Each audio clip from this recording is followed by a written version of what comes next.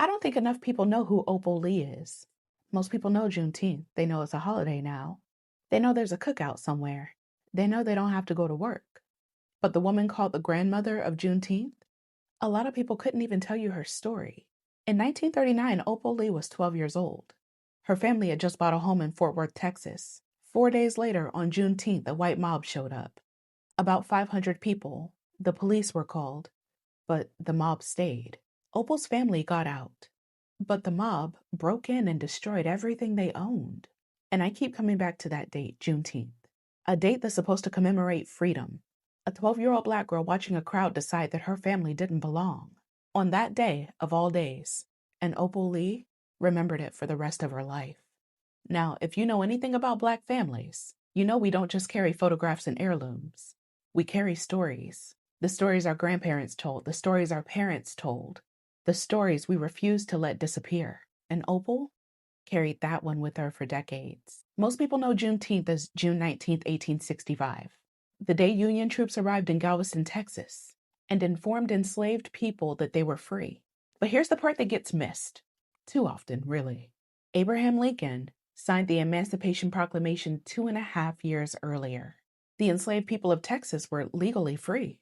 The problem with that is that freedom on paper and freedom in real life aren't always the same thing.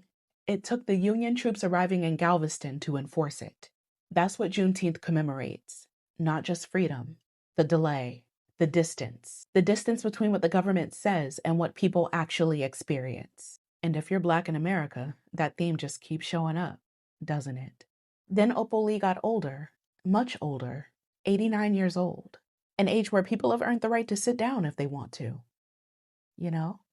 But Opal decided to start walking. She wanted Juneteenth recognized as a federal holiday.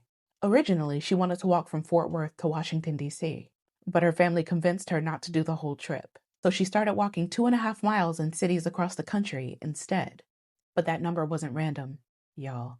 It represented the 2.5 years between the Emancipation Proclamation and Juneteenth. City after city, year after year, she collected more than 1.6 million signatures. And while a lot of people were just discovering Juneteenth, Opal Lee was making sure that nobody could forget it anymore. Then in June of 2021, she stood beside President Biden as he signed Juneteenth into law as a federal holiday. She was 94 years old. The same woman whose home had been destroyed by a racist mob on Juneteenth.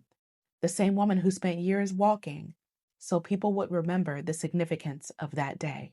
The same little girl from Fort Worth, standing in the White House watching Juneteenth finally receive federal